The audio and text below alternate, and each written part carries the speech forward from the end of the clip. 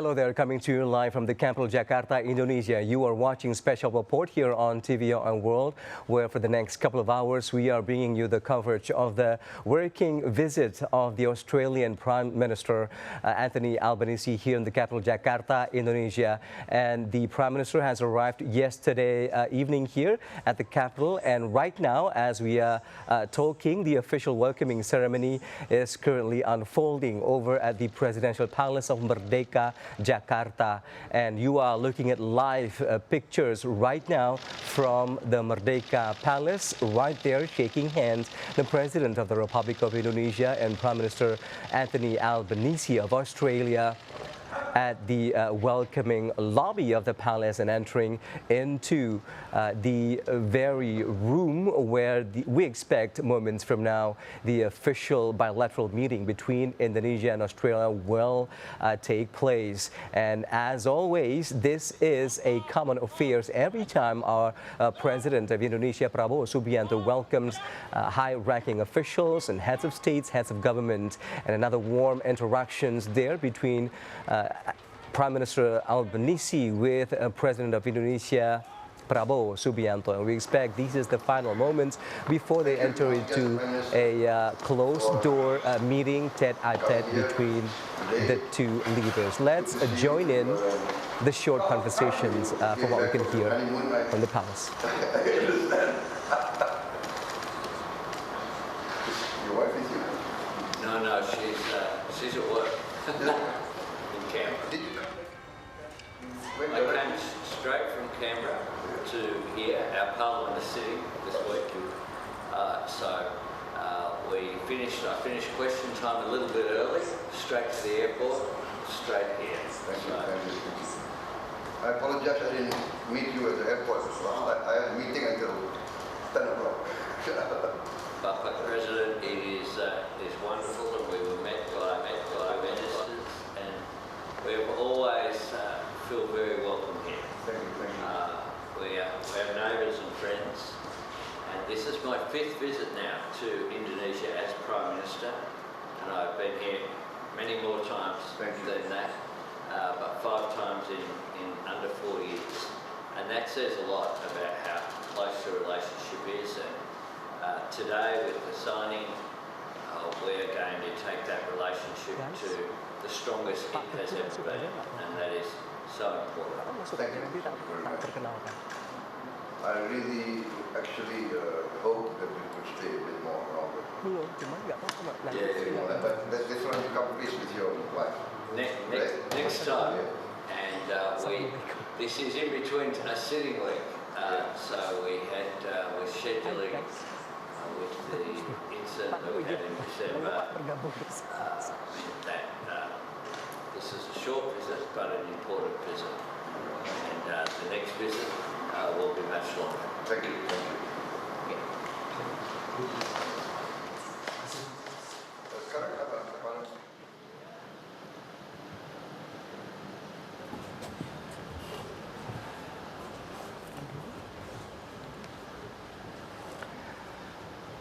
All right, there you have it, a short, open interaction between Prime Minister of Australia, Anthony Albanese, with the President of the Republic of Indonesia, Prabowo Subianto, over at Merdeka Palace, where the official tete-a-tete meeting between the two leaders is expected to unfold very, very soon. And just a few moments ago, the official welcoming ceremony of the Prime Minister Anthony Albanese here in the Merdeka Palace, Jakarta, was just concluded.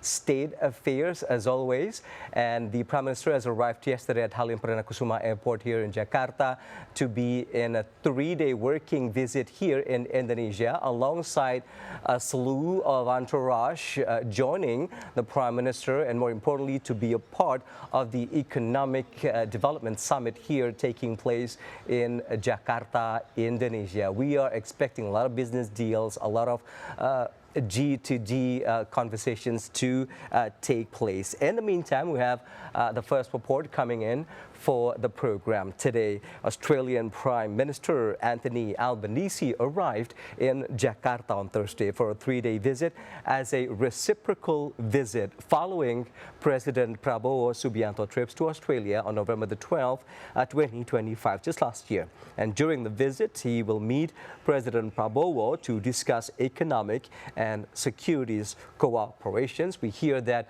a security treaty will be signed by both countries. And here is the agenda of the Indonesian trip of the Prime Minister of Australia here in Jakarta.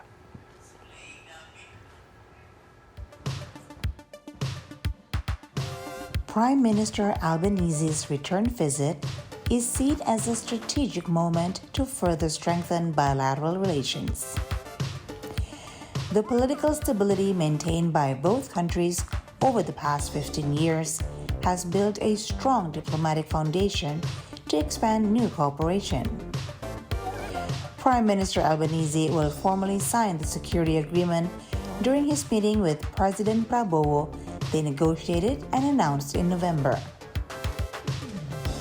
The Australian PM is also expected to bring more concrete economic agenda items, including strengthening the 5-year implementation of the Indonesia-Australia Comprehensive Economic Partnership Agreement, or IA-CEPA.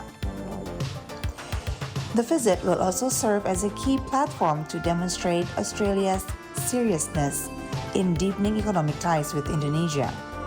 PM Albanese, elected in May 2022, has met Indonesian President Prabowo Subianto in person twice since then.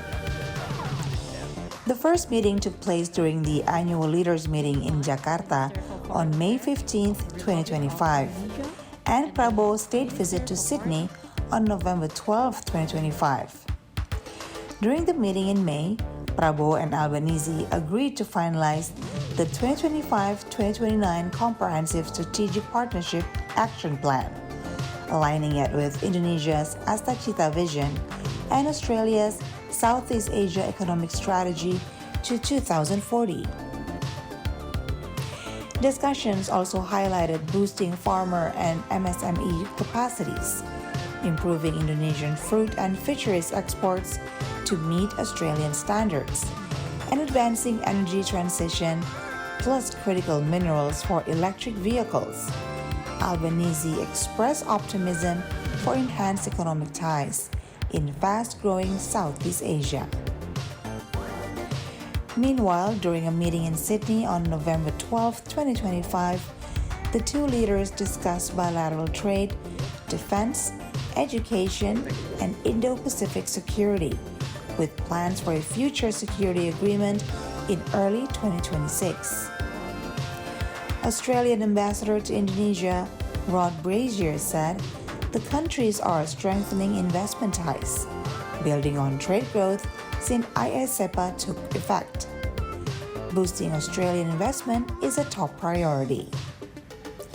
We see this as a chance to highlight rising Australian investment in Indonesia, expected to grow further, Rod said after the Indonesia-Australia Bilateral Business Roundtable at the 2026 Indonesia Economic Summit in Jakarta on February 4th.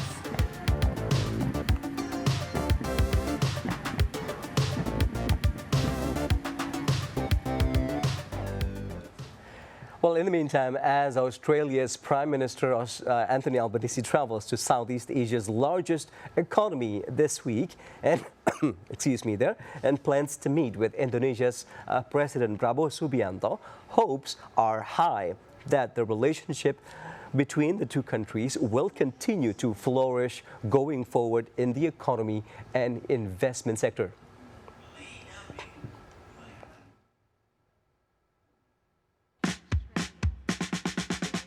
Australia and Indonesia are expected to sign the deal under the Indonesia-Australia Comprehensive Economic Partnership Agreement, or IA-CEPA, and trade relations between the countries is expected to grow going forward. Latest data show that trade volume between the two countries was valued at 35.4 billion Australian dollar, or equivalent to $24.7 billion in 2024, the latest available data showed. Business and trade relations between Indonesia and Australia dated back to the year of 1949 and have since developed a partnership marked by growing trade and investment. Total Australia's foreign direct investment in Indonesia rose 30% in 2024, valued at 1.36 billion Australian dollar, making it Indonesia's 11th largest investors, while Indonesia's investments to Australia stood at 1.42 billion Australian dollar. Austrade has identified various potential sectors for Australian investors. Among them is clean energy and broader energy transition supply chain, mining equipment, technology and services, education and vocational training, agri-food and livestock, healthcare service, and tourism and digital infrastructure. Report showed that major Australian corporations have already expanded their operations in Southeast Asia's largest economy. This include Icon Cancer Center at Bali International Hospital, Keflek, Austin's Engineering, Cochlear, and Canva. Australia's Prime Minister is not alone making this trip. Some close to 30 Australian business and investors come to Jakarta seeking more business opportunities in Indonesia. Delegation has participated in the Economic Summit organized by the Indonesian Business Council. The Australian corporation and institutional investors, asset manager, are engaged in finance, mining, resources, infrastructure, and healthcare businesses. They travel along with the Prime Minister seeking more business opportunities in Indonesia. They will focus on investment opportunities in Indonesia, including Australian government-funded investment platforms and programs seeking investors, and will actively explore ways to remove investment blockage for business. The Austrade said in a statement distributed to media in Jakarta this week. This business delegate marks the 5th Australian business delegation to Jakarta since Prime Minister Anthony Albanese launched Invested, Australia's Southeast Asia's economic strategy to 2040 in 2023, highlighting Indonesia's importance to Australia's future economic growth. The business delegates also participated in Indonesia Economic Summit organized by the Indonesian Business Council. The summit ran in early February at Shangri-La Hotel in Jakarta. Austrade continues to support Australian outbound investment across Southeast Asia through the investment deal teams in Jakarta, Singapore, and Ho Chi Minh City, and specialist representatives across the region working with government and business to identify and facilitate high-quality investment opportunities. Indonesia has been improving its investment climate and crack down corruption practices that has hampered economic growth and investment climate in Indonesia. Recent data from the Statistics Office said that economic growth has expanded by more than 5% in 2025 to be precisely at 5.11%, making it the only country that booked the economic growth at more than 5% amid global economic uncertainties.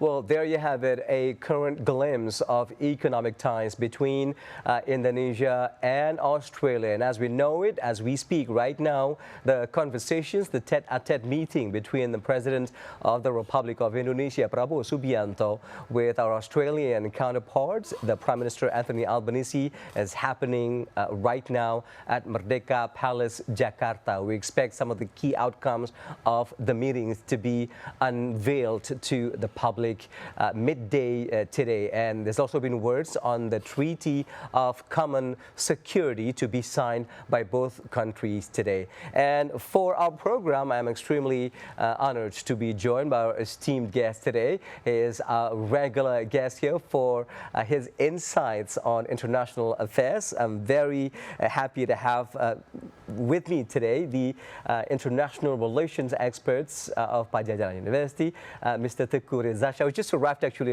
a few moments ago from Bandung, West Java. We truly appreciate you being here. Pak Teguh, always a pleasure. Thank you so much for being here.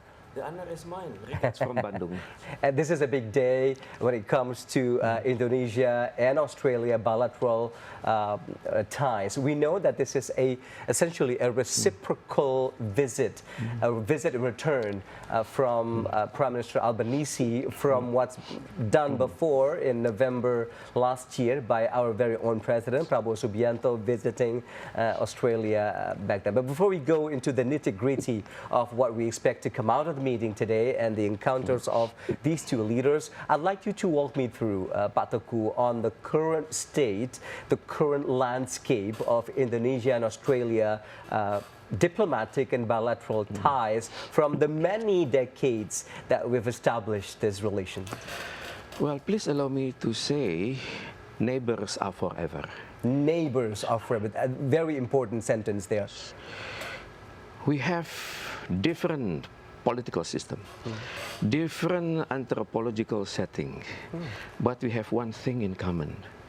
We need to support the United Nations, and we need also to support our ongoing bilateral relations. Even though our bilateral relations resembles to a, what we call it, coaster, like a roller coaster, like a ups and downs of ups it, and downs yeah. so quickly. Yeah. But that is the fact of life. We are neighbors, so we have to acknowledge Australia was among the first country to support our independence.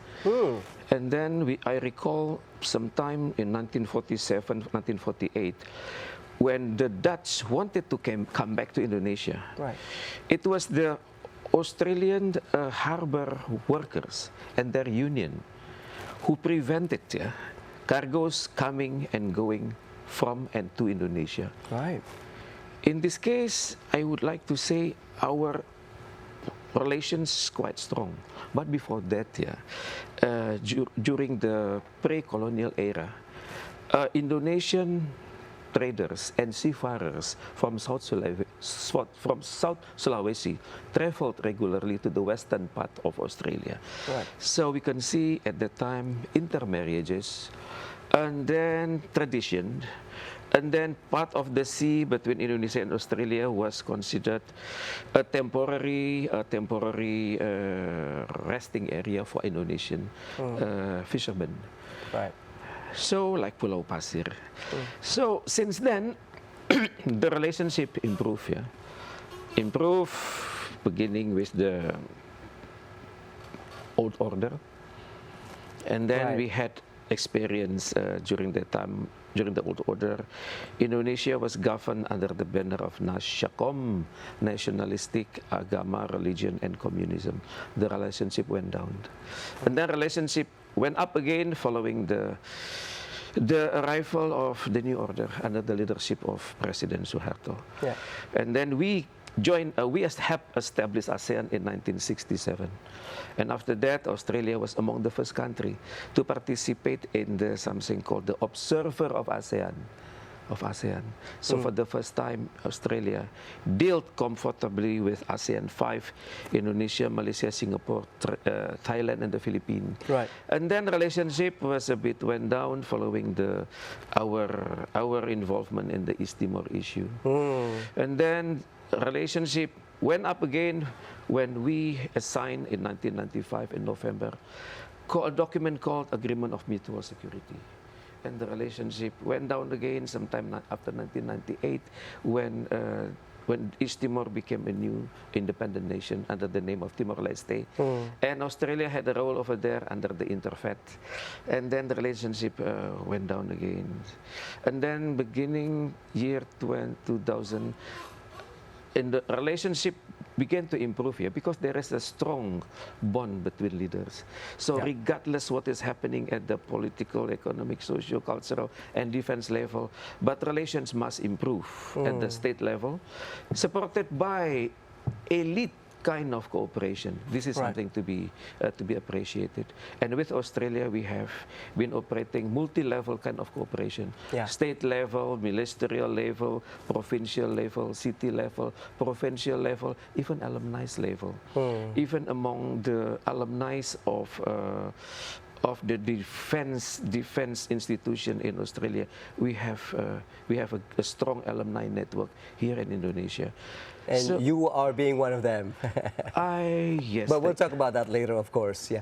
But I'd like to add up to what you've been saying, particularly from the beginning of our conversations, Pak Teguh, is the fact that you mentioned very beautiful there that neighbors are forever, and notably Australia, although geopolitical differences, you said. They are our neighbor, and their prime minister is right here in Jakarta today. But what do you think that over the years has been the true pivotal and fundamental principles of Indonesia establishing our foreign affairs diplomacy with Australia? Well, the strong points are geography. Right. And then the second one is history. And then the third one is leaders' commitment from both sides. Yeah. Right. That regardless what is happening at various levels, Yeah. ideological level, political level, economic, social, cultural, and defense level, top leaders meeting are always there. They called each other. In the past, for example, during And this relations has been maintained, whoever the president was, whoever the PM was in Australia. Correct. I recall sometime during the era of Pak Harto. Yeah. The second president of Indonesia. Yes. There was a good rapport between our president and the Australian Prime Minister, between Pak Harto and Paul Keating at the time. Paul Keating, yeah. Paul Keating, I remember that name. 1996 until 1998, yeah. Oftenly they called each other, Pak. And Paul Keating called Pak Harto Bapak. You could imagine the closeness at the psychological Yeah. level. Paul Keating put himself as the son of Pak Harto. Yeah. And Pak Harto respected Paul Keating. Yeah. So during that time, relationship was okay Yeah. until the end of Pak Harto era and also the end of Paul Keating era at the time. But anyway, since then, we are beginning to see a relationship between our two leaders, Prabowo over here and Bapak Albanese over there. I could see from the first time they met, Pak, there was no gap. There was no psychological gap. It's like two brothers meeting. And I'm sure they met regularly at various events. Yeah. Asia Pacific Economic Cooperation, Yeah. G20. The G20, I was going to say that. Yeah. Correct. They met, and we could see from the way they greet each other, the way they talk, the Yeah. way eyes to eyes. Yeah. It's different. Pak. Yeah, just before you joined us a few moments ago, Pak Teguh, we get to see a couple of times of warm handshakes between the two leaders, President Prabowo and Prime Minister Albanese. And as you said, just to echo on that, that they did meet a couple of times at highly prestigious global events. I was there in the G20 in Rio de Janeiro in Brazil, and first-hand accounts of their encounters at the G20, although last year at the G20 Johannesburg, we were represented by our Vice President Gibran, rather. So it was actually initially planned for President Prabowo to be there, but alas, I guess other pertinent matters took precedent to that. But again, the warm interactions between the current two leaders, this is a symbol of the current state of our relations. And where do we go from here, do you think, Teguh? Well, closeness between top leaders is good in itself. Yeah.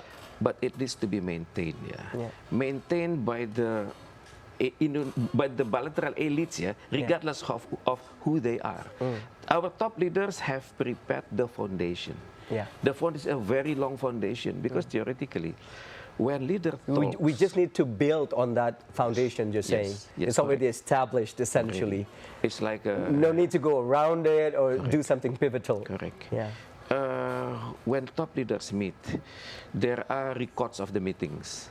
And usually there are items to be followed, and items to be reconsidered, or items to be rethought Right. by the two governments. But it is a good start. When we deal with Australia, we do not start from scratch. The foundation is there. I sincerely hope, Indonesian bureaucracy, we tend to change elite every 5 years. I sincerely hope. If not 10 years. I sincerely hope. I For sincerely a hope. double Yes, election. Yes. Multi-layered kind of cooperation must be maintained, Yeah. and ongoing visits must be maintained, and then regular contact must be maintained. Yeah? Even short calling is very important. WhatsApp is very important, Yeah. so that the feeling is, for Indonesia there is a spot in the heart of the Indonesian here. And I sincerely hope there is also a room for Indonesia in the heart of the Australians.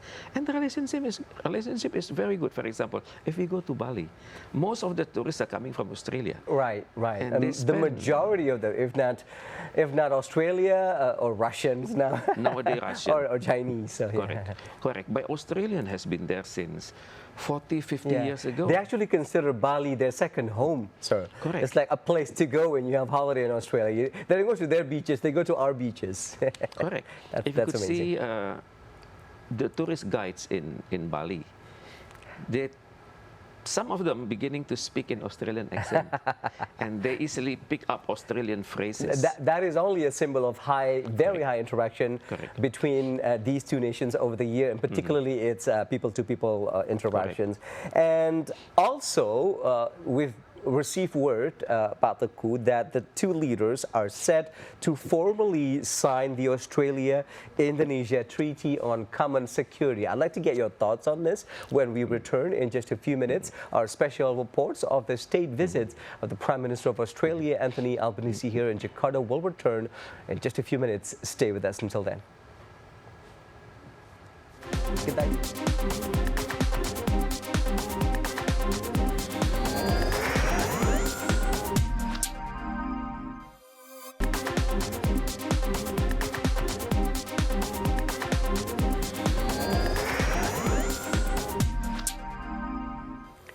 Welcome back. You are still watching our special reports coming to you live here on TV World from the capital, Jakarta, Indonesia.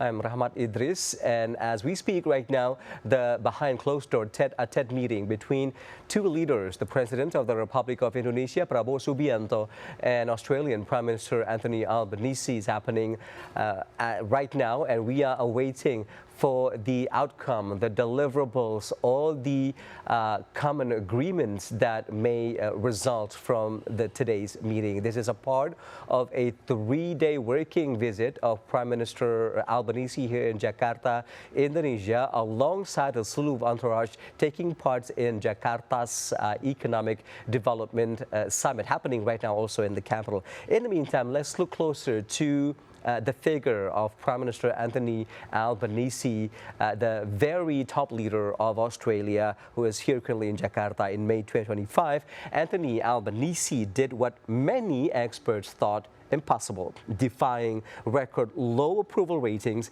and a biting cost of living crisis. He led the Labour Party to a landslide victory. And today, in February 2026, he stands as the first Labour leader in over 3 decades to secure a second win term. Take a look at this next report. Who is Albanese? To understand the man, people have to look at where he started. Born in Sydney's inner west, he was raised by a single mother in public housing. His childhood was defined by a disability pension and the resilience of his community, values that would later drive his political mission to leave no one behind. His rise wasn't overnight. Albanese spent decades in the trenches of the Labour Party, serving as Deputy Prime Minister and a senior minister under Kevin Rudd and Julia Gillard. When he finally took the top job in 2022, he brought a pragmatic, steady-hand approach to governance. On the global stage, Albanese has been a bridge builder. He successfully steered Australia through a turbulent relationship with China, while deepening the trilateral security pact with the United States and the United Kingdom. But it is Southeast Asia where he has placed his greatest focus. Just as he did in 2022, he chose Indonesia for his first bilateral trip of his second term. This week, he is in Jakarta once again, meeting President Prabowo Subianto to sign a historic new security agreement. From a council house in Camperdown to the center of regional power, Anthony Albanese has proved he is more than an underestimated player. He is the architect of a new assertive Australia in the Indo-Pacific.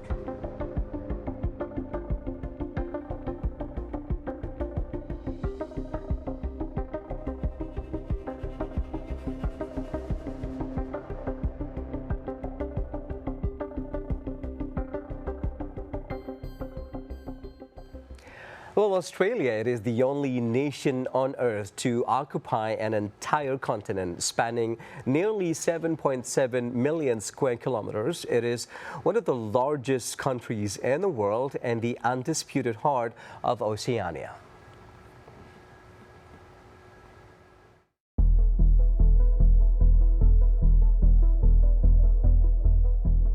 Australia is a land of breathtaking contrasts.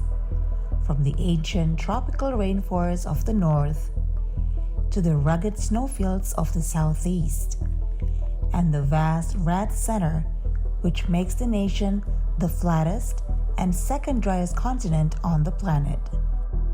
But Australia's true depth lies in its heritage. It is home to the world's oldest continuing culture, with Indigenous Australians inhabiting the land for over 65,000 years. Today, the history blends with a vibrant, multicultural society where nearly 28 million people live in one of the world's most successful liberal democracies. Politically, Australia is a unique hybrid of federal parliamentary democracy and a constitutional monarchy. Since its federation in 1901, it has maintained one of the world's most stable political systems, balancing the traditions of the United Kingdom with a federal structure inspired by the United States.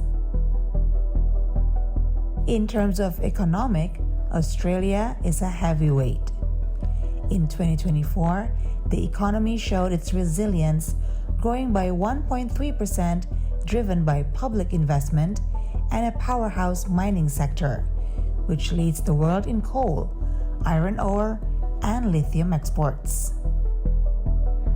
It is also a global hub for knowledge and leisure, with over 11,500 Indonesian students in its world-class universities, and a tourism sector which welcomed 8.7 million visitors in 2025. Australia is more than just a destination, it is a vital regional partner. This is Australia, ancient, modern, and always looking toward the horizon.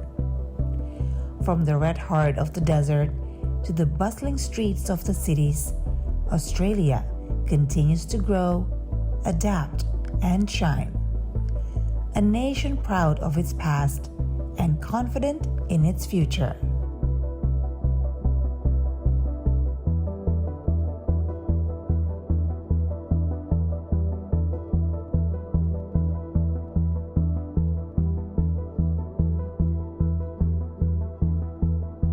All right, there you have it, a beautiful glimpse of Australia overall. Such great visuals there, giving us true vivid illustrations of just how gorgeous the country is.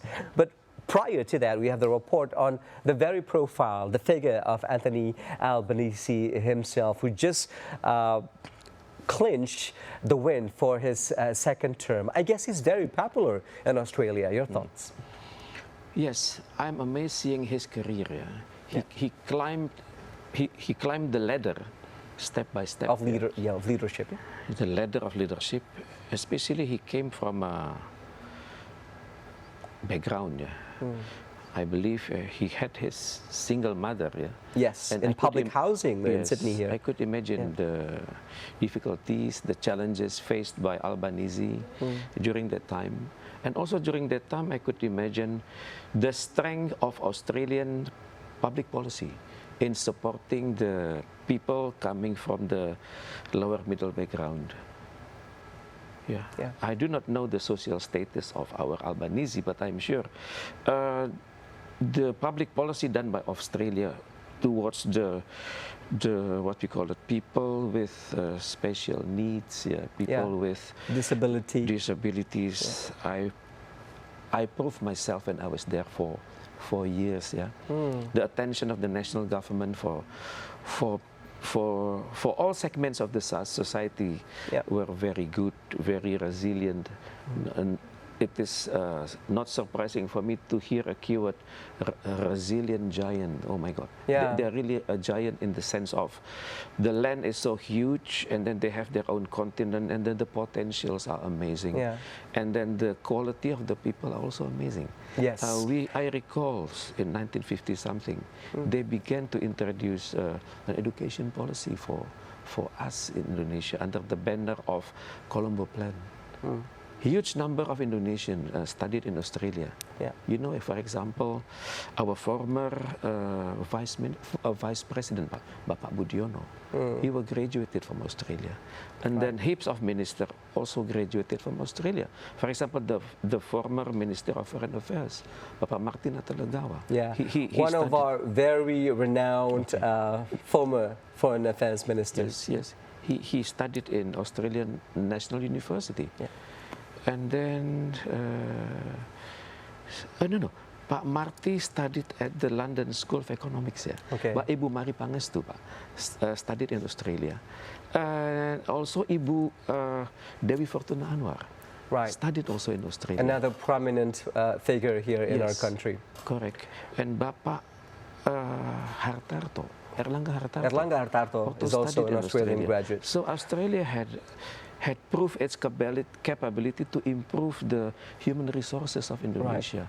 Now that you touched the subject of our educational cooperations, I was also a part for a couple of times, Pak Teguh, for their some sort of alumni gala, and all of these graduates from Australia, from Indonesia, they sort of gathered and reshared their experience having studied in different cities in Australia, and you're one of them. You've, correct me if I'm wrong, you've had some times to study in Sydney, in Perth. In Perth, Western Australia, right? yes. So how would you really describe being in Australia that truly has put the map of Australia as a very prominent educational destination for our young aspiring students? I have to say, to be honest, the Australian educational standard is very high. I see. It is compatible. That is an attraction of its own, the high standards. It's not a challenge or something that sort of draw you back because you're scared of it, but it's something that actually draws you in. I know. It drew me in through the scholarship called, at the time, AIDAB, AIDIB, Australian International Development Assistance Bureau. Now the name has changed into Australian Aid. And then, that I know, Australian Aid. AusAid, And then it is very competitive. And also Australia provided a special portion for youngsters, for students coming from the eastern part of Indonesia. We have to acknowledge that. And then for the development part of their cost, right, sir?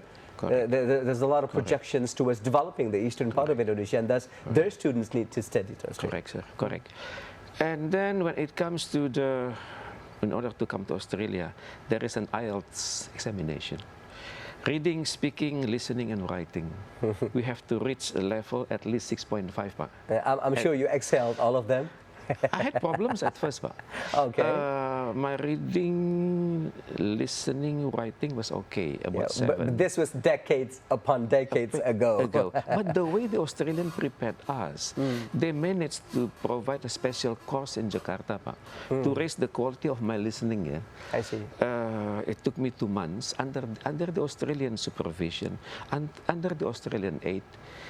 It took me 2 months to raise my listening capacity from 4.5 to 6.5. And they really prepared us to go there. And then during that time, soon after I arrived there, I was under IDEP scholarship, no OS8. Yeah. They treated us excellent. From our arrival at the airport, they took us to our housing complex, and also they took us on the first day to the gathering with fellow overseas students under the office of the international office. There we had a special study about Australian art, culture, and how to survive in the Australian atmosphere, and then how to deal better with our neighboring... The climate, the temperature, the seasons. Yeah. Correct. That's the challenge of its own for young students from Indonesia, I suppose. Yes. I cannot forget the day when will I receive my stipend. Every two weeks we receive our stipend, always on time. Yeah, there's a rush of happiness every time it came. I remember my own experience, but it wasn't in Europe, it wasn't in Australia. But then again, fast forward to decades from that particular moment, we've seen thousands, if not tens of thousands of Indonesians graduate with excellent quality from Australia, and that's why thus the association is established. But then it brought me to a question: that how competitive is it right now to gain scholarship? Because I suppose times changed, and the competitions is at a different level right now to be able to study in Australia, being granted scholarships, apart from being able to afford it by yourself. In my opinion, Indonesians who would like to have full scholarship, there are two kinds of scholarship. Full scholarship organized by the Indonesian government. Yeah, the LPDP, right? Yeah. It is a very tough competition. Very tough. Very tough. We need to prepare not only the formal application, but we need to fill in all the required documents. And now it is also segmented by what you're going to study there. Not only this whatever you want, but it's something that is put on the priority list that's going to pass through first. Even science, technologies. Correct. Now the government of Indonesia has become very selective. Exactly. It is not easy to choose a specific university in Australia unless our future skills are needed by Indonesia, let's say 2050 something. Really, Indonesia has prepared an excellent manpower planning. And then also consistency. For example, if we are determined to study something, for example, geology or meteorology or science or neuroscience, the government of Indonesia will have to be ensured that we have had contact with the Australian campuses, contact with the Australian supervisors, good contact with the Australian labs. Then we could convince the Indonesian government that technically we will be accepted in specific university in Australia, but the precondition is, will the Indonesian government support us? And also farming and agriculture. They have been out of this world extraordinary in that particular sector, Pak Teguh. I remember my first trip to Brisbane. It was during the issue of a foot and mouth disease here in the country and the rigorous amount of inspection that we had to go through entering the country, just to sort of for them to ensure that the quality of their products, their farms, their livestock are not being altered, are not being contaminated by other. They said it's one of the purest origins of livestock and animals there in Australia. So they want to keep it that way. It shows the capacity of Australia to defend its territorial integrity and sovereignty. For them, borders are very important. Their capacity to control land, sea, air is very important. No food's allowed in. Correct. And their rules and regulations are very strong, very strict, and they have been consistently applying the system at all states and at all harbors in Australia. So even when, for example, we are the first time coming to Australia, once we land, we always see signs. Signs that Australia really serious with regards to the protecting of its nature, its environment.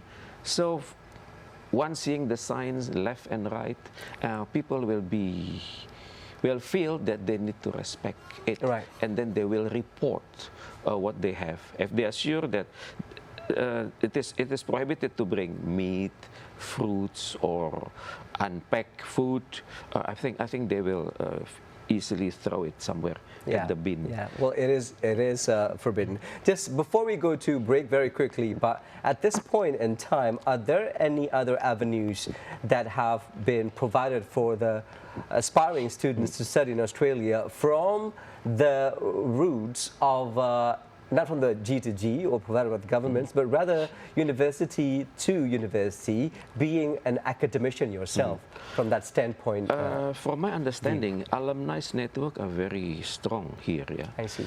Even alumni network, once they come to Indonesia, they built their own network. Right. So for myself coming There's from exclusivity there. Australian graduates are saying. But at least it show Australia is here in our heart, in our mind, and in our hand. Okay. For example, I myself studied in Australia at Murdoch University. Right. It was from 1994 till 1998. Up till now, we have a WhatsApp group consisting of alumni before my arrival until the latest arrival. It's called Kulbalap. The network is called Kulbalap. It means Kulbalap is the area somewhere close to Murdoch University where most Indonesians live there. Right. Because living there will better help them with their economy. You do cooking together whenever you miss home or something. Correct. And we learn a lot from the facilities provided in the Australian forest. And that is also a platform where these very important informations, where there's available opportunities to study in Australia, are being shared as well, so as opposed from all these alumni.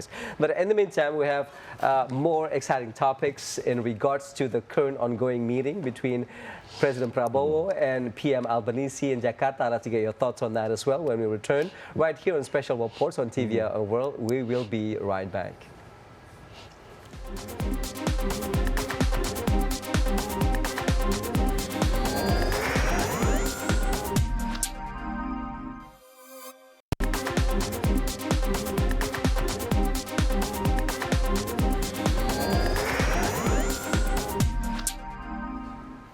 Welcome back. You are still watching Special Report here on TV World, airing live from the capital, Jakarta, Indonesia. The Australian Prime Minister Anthony Albanese is here in Jakarta in closed-door tete-a-tete meeting with the President of Indonesia, Prabowo Subianto. We are expecting moments from now for the meeting to be concluded and to deliver some of the most significant outcomes, which is pertaining to the common security treaty signed by the two leaders, if we can get to the end of the meeting today. In the meantime, the welcoming ceremony of the Prime Minister Anthony Albanese has gone on this very morning in President's Palace, Jakarta, Indonesia, with a slew of performances and traditional and cultural infused presentations for the Prime Minister. We have the visuals to look back, take a look at the welcoming ceremony of the Prime Minister of Australia, Anthony Albanese, at Merdeka Palace, Jakarta this morning.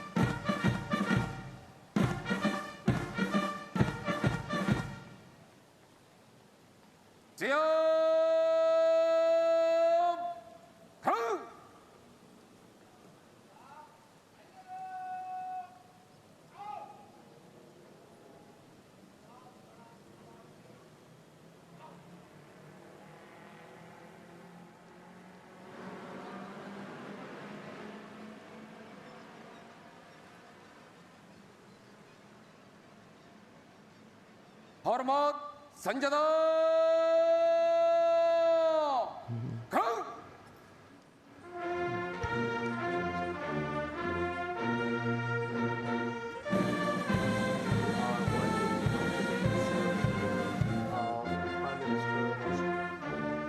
Albanese at the Jakarta Presidential Palace.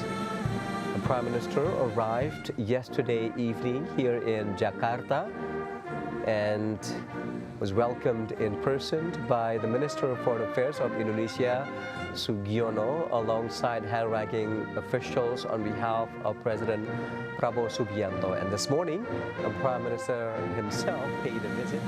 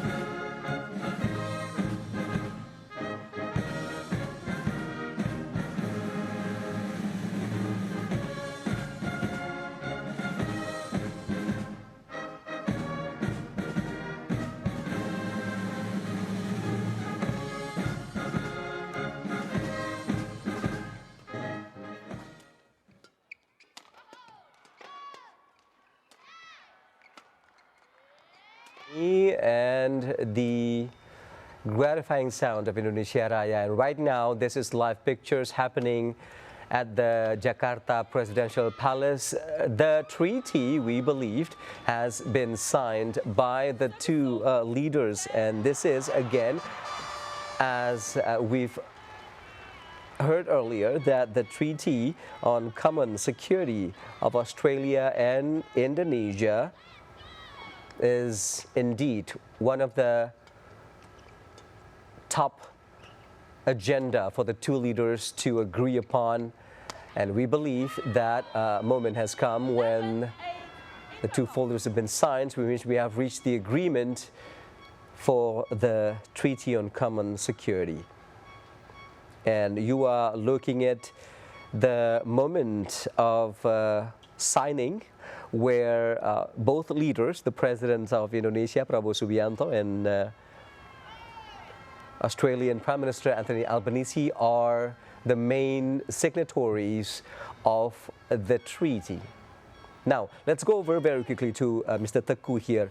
What have you heard about this Treaty on Common Security of in Australia and Indonesia? What do you think are some of the most key highlights of the things that we agree on pertaining to security of the region, Pak Teguh? I have not seen the text. Right. Because it's considered confidential. Of course, yeah. And then, but from my understanding, when we talk about common security, it should be a follow-up from the earlier agreements. Yes. Earlier the one that signed in 1995. Yes, we have an agreement called Agreement of Mutual Security. Right. And in 2006, we had Lombok Treaty. Right. And then since then, we had 2+2 meetings on a regular basis between Indonesian Minister of Foreign Affairs, in this case, Minister of Foreign Affairs of both sides, and also Minister of Defense on both sides. Yeah. These regular meetings help them to really understand what the true feeling of each others, not only at the bilateral level and also at the regional level, at the global level. This agreement, named as a Common Security Treaty, it is quite sensitive, yeah, because it needs to be explained later on by Australia to the rest of the world, and also by Indonesia to the rest of the world. Right. We are expecting that elaboration on the treaties coming from the two leaders. Correct. Hopefully, Pak Teguh. Correct. Correct. And then in the process, I'm sure there is a preamble usually showing the closeness between the two countries and people. In preparation of the joint press And also statement. from there, the treaty will respond to the changing global order at the geo-economic level, geopolitical level, geostrategic level. And I'm sure there would be a specific term that this treaty is not directed to what specific country on earth. Because it is very sensitive if we name the third country. Right. Well, apparently the signing moment has concluded there. Okay. I want to get your thoughts very quickly, Pak Teguh. I mean, the urgency of the two countries sharing the same region to agree on common security treaty. Are we facing definitive threats at this point in time? Or incoming ones at that? At the theoretical level, let the security thinkers think about that. Right. But at the diplomatic level, we always say, like what Pak Prabowo said, 1,000 friends are insufficient and one enemy is too much. Too many enemies, Yes, even 0 enemies, that's we expect, yeah. In this case, at least this treaty is based on research, Pak. Yeah. Research coming from interdisciplinary background and permit the two countries face to face perceive how, for example, how the global landscape changed in the last 10 years, in the last 5 years, and how they see the future of the common perspective. I'm sure they do not say they are perceiving a certain country as a possible threat to their national security, but I'm sure they will introduce very soft and diplomatic terms saying the current global order, and then the rise of, for example, the rise of India, China as the new actors at the global level. I do not know how they say it in a such soft way, but I'm sure it will involve, oh my God, experts, linguistic experts, and so on. Linguistic experts at the mastering the socio-cultural sensitivity and psychological sensitivity, so that outsider will see this is a natural one. Right. But it provides room for further kind of cooperation, because the name security itself is sensitive. Security. Do you think, Pak Teguh, this particular signing of the treaty is also a reflection of what's currently happening on different parts of the globe, all of these geopolitical tensions and security issues and conflicts? Well, excuse me. I think deep in the mind of the two leaders, they do not say what they feel, but I'm sure deep in their mind they understand the stagnancy faced by the American global leadership, and also the peacefully rising China's global leadership. Yeah, and China has had their own issues with Australia and strained relations at some point in time. Yes, correct. On many occasions, under the banner of Australia, New Zealand, United States security agreement, also under the banner of Quad and also AUKUS, the keyword China is openly mentioned. So I'm sure from the Indonesian perspective, we would like to say, well, we have common agreement in the area of, for example, search and rescue, consultation, military operation other than war, but this is not the extension of ANZUS over there, Quad over there, and also AUKUS over there. Right. Well, Pak Teguh, this is a historical moment here in Jakarta today, that the common treaty security, on security has been signed by the two leaders. But more importantly, as you mentioned during the signing visuals that we saw earlier, was the fact that this is in a way a continuation of what's been agreed on back to, dating back to 1995 Security Pact and also the Lombok Treaty in 2006. But more importantly, throughout the course of the years, have you been observing some of the most effective ways of implementing these measures of security for the region and essentially addressing some of the most pressing matters of geopolitical tensions?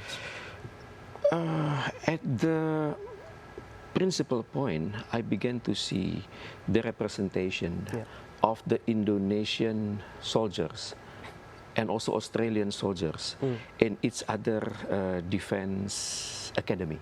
In this case, I happen to teach at the School of Staff of the Indonesian Army, Navy, Air Force. On regular basis, I see in Australia always represented. They attended courses in the same way with the Indonesians. Right. So in this case, the good thing is, once their career climb the ladder, they will meet at the senior level and also at the highly senior level. Right. So I witnessed this. Right. Well, it's good that you touch on the military aspect of it because we have just a report for that, Pak Teguh. The Royal Australian Navy has underscored the importance of its partnership with the Indonesian Navy, or TNI Angkatan Laut, framing it as a crucial step towards ensuring a secure and stable Indo-Pacific region. Commander Alicia Harrison of His Majesty's Australian ship Toowoomba, which has just docked in Jakarta this week, emphasized Australia's deep appreciation for its close ties with Indonesia, built on a shared commitment to strengthening maritime security. Visits like this allow both nations to shape a common understanding of the Indo-Pacific as a region of dialogue and cooperation, Harrison said during the welcoming ceremony at Tanjung Priok Port on Tuesday, February 3, 2026, as quoted by Antara. She noted that the partnership aims to foster an Indo-Pacific where sovereign nations can freely make their own choices and where international law is respected. Harrison expressed confidence that both navies remain committed to advancing collective security through joint exercises, leadership dialogue, and personal exchanges among their personnel.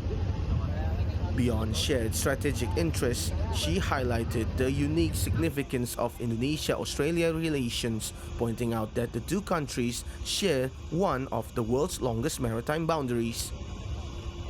According to a release from the Australian Defence Force, or ADF, the visit is part of its regional presence deployments mission, which began this month.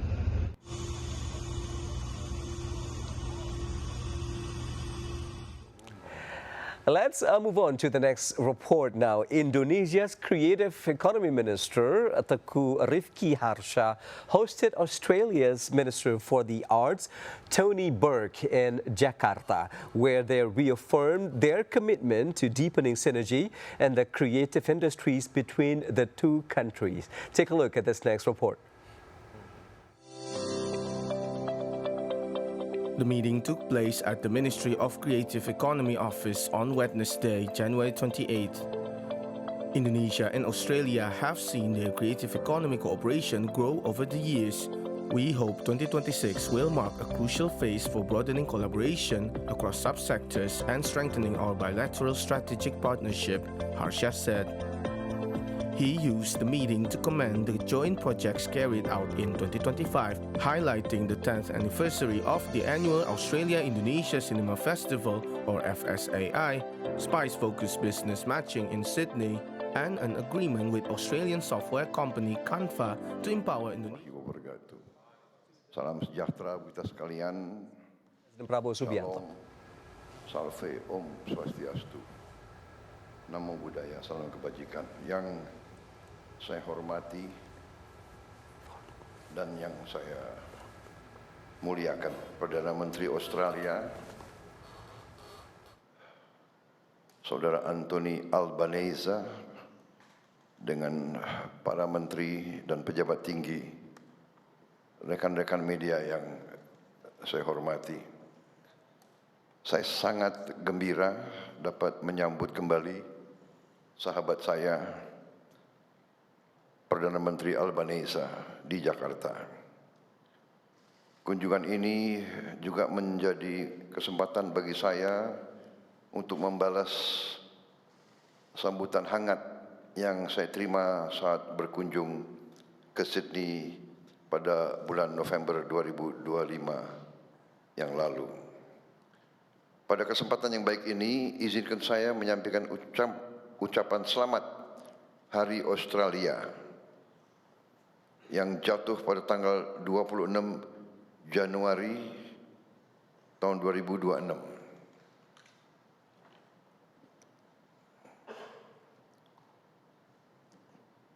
Australia adalah salah satu tetangga terdekat dan mitra strategis Indonesia.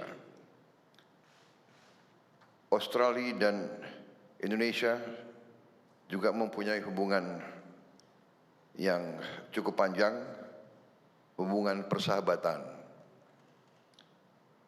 Kita juga selalu ingat bahwa Australia mendukung perjuangan kemerdekaan kita dari sejak awal proklamasi kita pada tahun 45. Hari ini saya dan Perdana Menteri Indonesia menegaskan kembali hubungan erat dan komitmen bersama untuk terus memperkuat kemitraan Indonesia-Australia melalui penandatanganan Traktat Keamanan Bersama.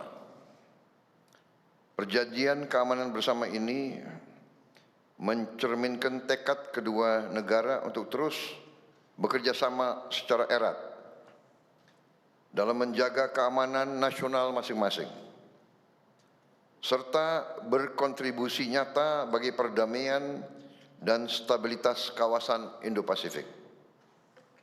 Bagi Indonesia, hal ini mencerminkan komitmen teguh terhadap prinsip bertetangga baik dan kebijakan luar negeri kita yang bebas aktif.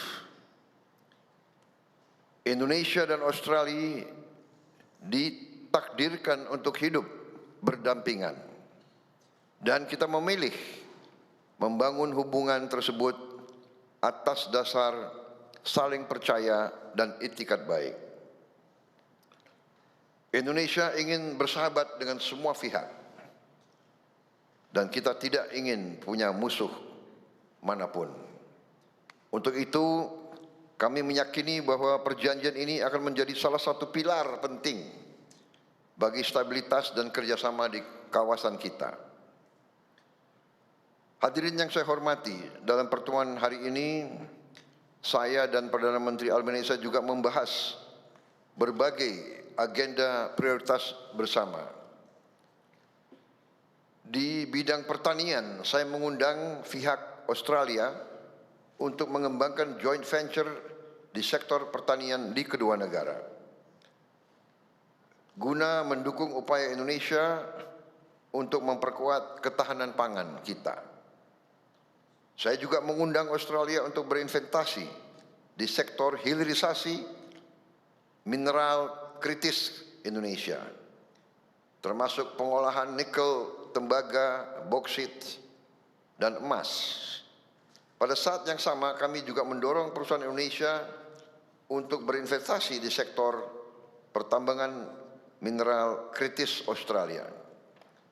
Dan antara siap bekerja sama dengan para mitranya di Australia untuk menjajaki peluang co-investment dan dalam berbagai bentuk kemitraan lainnya. Perdana Menteri Indonesia dan saya juga membahas kerjasama di bidang pendidikan dan tenaga kerja terampil. Saya juga mengundang Australia untuk mendukung upaya kita dalam memperkuat sistem pendidikan Indonesia melalui program pelatihan dan peningkatan kapasitas bagi para guru dan tenaga pengajar yang akan ditempatkan di universitas-universitas dan sekolah-sekolah baru yang sedang kami bangun. Dalam hal ini saya menyampaikan apresiasi atas dukungan Australia melalui Australia Awards Garuda Scholarship dalam mendukung upaya tersebut. Indonesia juga memiliki sumber daya manusia yang kompeten yang dapat membantu memenuhi kebutuhan tenaga kerja terampil di Australia. Untuk itu saya mengusulkan perluasan Mutual Recognition Agreements bagi sertifikasi profesi, sehingga para profesional Indonesia dapat berkontribusi lebih banyak bagi perekonomian Australia.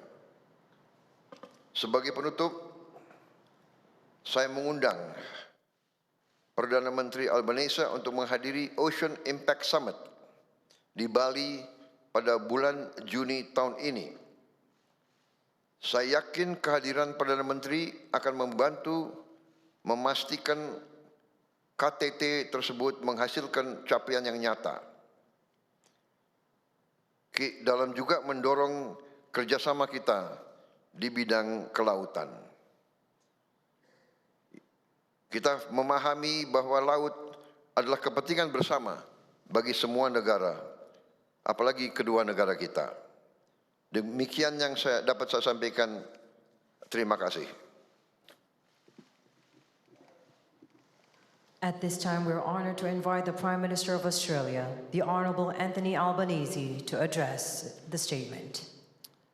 Well, terima kasih, Bapak President, and thank you for your generous words and your very warm welcome here to Jakarta, my friend. I am very pleased to be back here for my 5th visit as Prime Minister of Australia.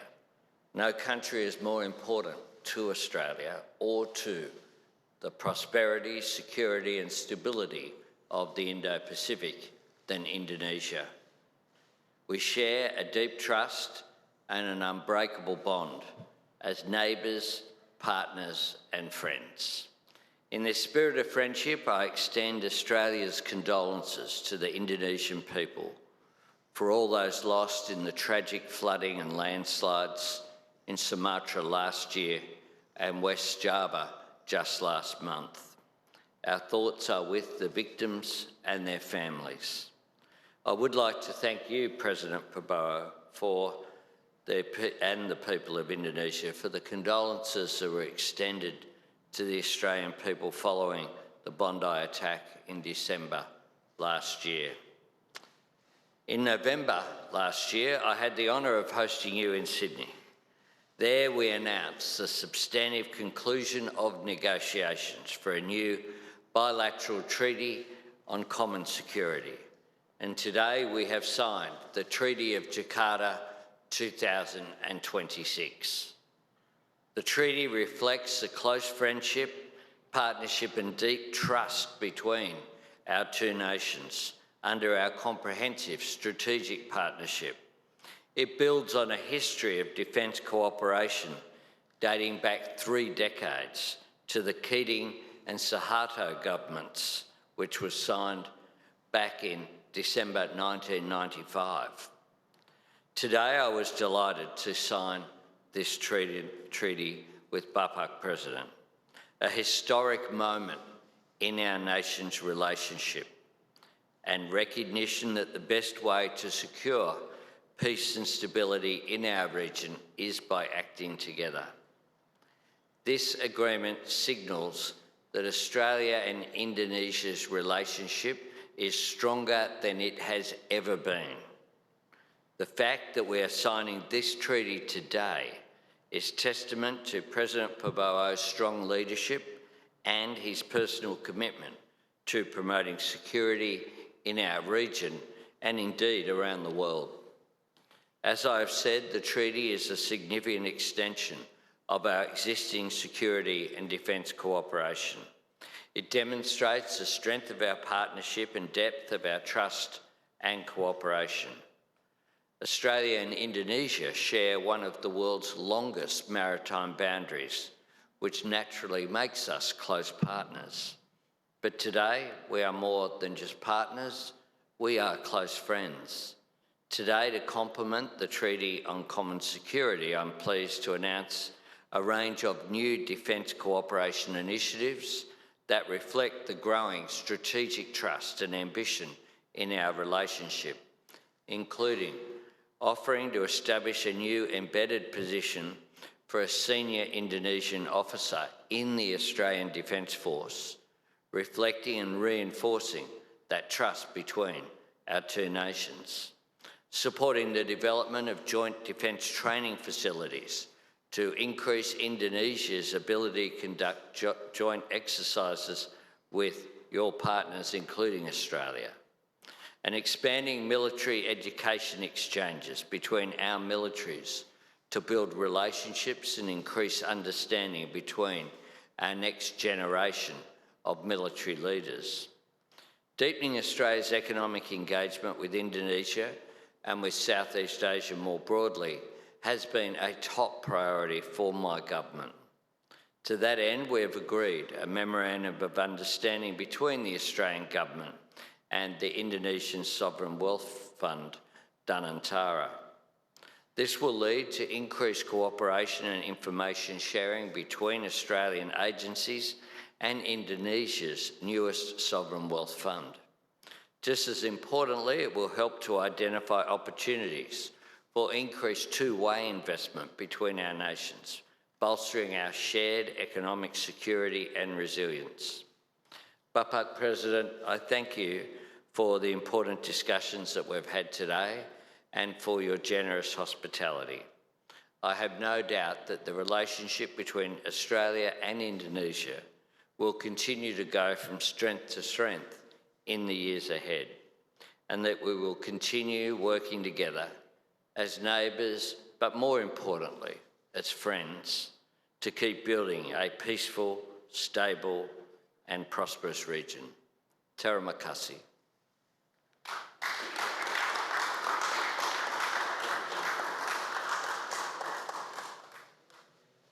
Excellencies, distinguished delegates, and members of the press, the joint press statement has concluded. The President of the Republic of Indonesia and the Prime Minister of Australia will now proceed to the veranda room for luncheon, followed by the members of the official delegates. Thank you.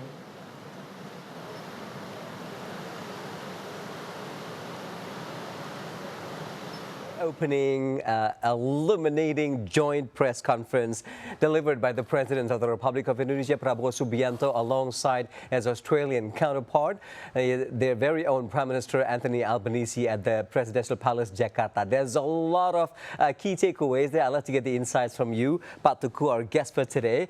And that was pretty much what we've been waiting for throughout the program today. The very essence of the signatories signed treaty on common security, and more importantly, the reflection of how close essentially is the relations between Australia and Indonesia.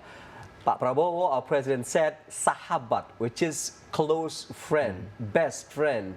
And I said and quote, PM Albanese said, we are not just partners, we are friends. And he mentioned directly, personally to President Prabowo, my friend. But aside from that, Pak, what is your most personal key insights and takeaway from what the two leaders have conveyed? Well, Prime Minister Albanese used in the first sentence, terima kasih, Bapak Presiden. Right. And then that taught by Madam Penny Wong, I suppose. She speaks very good Indonesian. Yes, that is the first sentence. And on the same word, terima kasih also mentioned at the last sentence. So it shows the Australian government has framed this joint, what you call joint communique, with highly psychological substance. Yeah. Because there is a term. Friend in need is friend indeed. Right. So the keywords friends mentioned more than once in this whole text here. And this whole text shows that this text is also linked to earlier agreement Prime Minister Albanese mentioned the 1995 agreement called Agreement of Mutual Security. Right, and he said that Yes. today's treaty is essentially an expansion of the already existing agreements. Yes. The earlier agreement, 1995, was signed sometime in December 1995. It was ended because Indonesian government was unhappy with the Australian role during the Timor era, 1997, 1998. Yeah. And then, since then, it was closed, it was ended, and then renewed with a treaty with a document which was more diplomatic, more high-tech in nature, called Agreement called the Lombok Treaty. Right. Now we extend the earlier agreement, 1995, to the latest agreement, 2026. Yeah. It means the earlier agreement, 1995 one, it has to be modified and adjusted To the current ongoing Correct. Landscape of Correct. regional Correct. security. Correct. Because President Albanese has said, maybe time and again, Prof, was the fact that Indonesia is deemed as the most important country for Australia, for the Indo-Pacific region, meaning that the security and peace of this region is highly essential by involving Indonesia and keeping a friendly stance, essentially, with our country. Yes. Well, Australia belongs to different kind of associations and also pacts, Right. pacts. And also Indonesia belong to different kind of association minus pact. We do not belong to any pact. Right. In this case, we need a greater consultation at the operational level so that what Indonesia doing is not to be considered under the umbrella of the Australian military pact. Because as we know, from the security perspective behind Australia, there are UK and the US. Yeah. So I think for the future kind of agreements, we need to have a strict rule and regulation. For example, this kind of the next kind of cooperation, all kind of a cooperation, is based on the national interest of the both. Right. And that it is not aimed to become an additional factor for the ongoing defense relations being organized by Australia. Right. But in this case, we need to be certain what are our immediate concern. We are not talking about specific threat.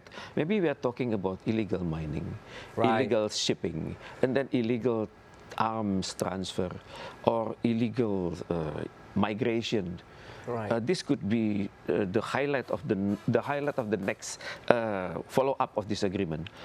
And or a security breach, the disruptions towards a country's sovereignty, which has happened a lot around the globe right now. Well, yes, because at the end there, PM Albanese said, and I quote again, Professor, was that the fact that we are aiming for a peaceful and sovereign region by establishing this sort of treaty with Indonesia. Yes. Of course, Australia There's the word sovereign is there. expecting Indonesia to have an excellent capacity to maintain its sovereignty at the land, at the sea, and also at the air. And So the fact that we need to uphold Yes. one country's sovereignty, not only, I suppose, within the region, but around the globe as well. Correct. Right. Correct. I'd like to go through some of the key points because it was delivered in Bahasa Indonesia by our president. Yes. If you don't mind, Pak Teguh started, he began by congratulating the just passed by Australian Day on the 26th of January. I don't know, maybe you can elaborate a bit on that. And also he said that partners and also neighbor, very important to Indonesia, who has supported Indonesia for a long time, for decades, since the struggle for our independence. And today, the Common Security Treaty was signed, which is essentially a reflection of our cooperations in national security, in establishing peace and also stability for the region of Indo-Pacific. And he also said the word that we are fated to be situated next to each other. I mean, you know what they say, we don't choose our neighbors, but we can make good with our neighbor. And that's essentially what we're upholding here. And another key point there was the fact that this is an important pillar of our cooperations, which also includes some of the priority agendas of Indonesia, which is, as we discussed very lightly there at the beginning, was touching on the agriculture and farming cooperations, joint venture in the effort of the very noble goals of our presidents of aiming towards food security throughout his presidency, and also investing for the critical earth minerals also with Australia. Your thoughts? Well, let's begin with the Australian Day. Yeah. It is a very great event in Australia. Right. This is the event which unites all Australians. Okay. Either they are Aborigines and then the Australian and then the immigrants coming to Australia. If we witness the Australian National Day, it's really serious. They are fully united here. Right. They are fully united, and the spirit of Australia is there. And then I'm sure our government had sent a congratulatory message for this regarding this special event. Yeah. I'm sure the palace has issued a letter directly to the government of Australia, and then the naming of the Australian Day today. It shows that Indonesia respects your history, and we say that on the Indonesian soil, it means a lot. Yeah. It means a lot at the psychological level. Yeah. And when it comes to the idea of supporting Indonesian independence, it was correct. Right. We discussed that at the beginning of our program too, very extensively. And also what's very important in current days is the critical mineral issues, something that actually very relates to the global affairs. Correct. When it comes to shortly on that, critical mineral issues, yeah, not many countries can touch this subject. It needs a multi-billion research and development. Yes. And our long hours nickel, of bauxite, and copper, and correct. Yeah. And I'm aware that Australian experts here in this area of mining are among the top in the world. I have witnessed Australian mining companies inside Indonesia operating well. And the good thing, when Australian companies operating in Indonesia, I hardly see issues. Right. Issues at the government level, issues at the provincial level, issues at the village level. This is something not mentioned by our president. Yes. And Australia is aware. Indonesia is welcoming Australia to invest and then to better deal with the Indonesian mineral. Right. Because there are always concerns by countries in the world why Indonesia permits specific country to invest in that area but not letting other countries to join in. Right. Well, I think Indonesia will highlight, if you follow the Indonesian law, if you follow the principles of good governance and good corporate governance and respect Indonesian laborers, why not? Right. And also President Prabowo also said that our very own wealth sovereign fund Anantara is heading to Australia to sort of explore all the avenues and opportunities to invest in their mining sector as well. Correct. And touching on the defense cooperation, essentially the foundation of the treaty today, Pak Tukus, the fact that Prime Minister Albanese said that we are ready to have Indonesian military members being embedded in Australia as a part of an Australian military force. This shows a truly high-level, deep trust. Words that was chosen by the leaders. I know. This is very sensitive here. Right. But because it has been mentioned by the Prime Minister, it means a lot here for the Australian. I think Indonesia would like to see it from the learning process, not immediately send our troops to be part of the we start with joint exercises first. Joint exercise has been conducted very well. Under the banner of Garuda Kangaroo. With the US we had Garuda Kangaroo. Yes. Wow. And then in the past with the US we had Super Garuda shield. Right. So the keyword Garuda is there. Meaning when it comes to defense with Australia, when it comes to training with Australia, I would like to say we are familiar with your technology because we have been cooperating with the US. As we know that when it comes to science and technology, when it comes to interoperability, when it comes to the use of force at the military, the US is among the most advanced country. And then also in this case, I would like to see more Indonesian instructors, All right. learning in the Australian academies, not sending Indonesian troops to work under the Australian security banner, under the Australian or part of the Australian regiment, part of the Australian special forces. Yeah. I think we are not there yet. But more importantly, the knowledge imparting to our own defense system. And apparently that is all the time that we have for the program. Pak Teguh, our international relations expert, Teguh Reza Shah, it has been such a pleasure picking your brain in the last couple of hours. Thank you so much for making the time. The honor is mine. Thank you very much. Thank you, Pak Teguh. And that concludes our program of special reports here on TVO World, covering for the last couple of hours the state visit of the Australian Prime Minister Anthony Albanese here in the capital, Jakarta, Indonesia. I'm Rahmat Idris. Thank you so much for watching. Bye-bye.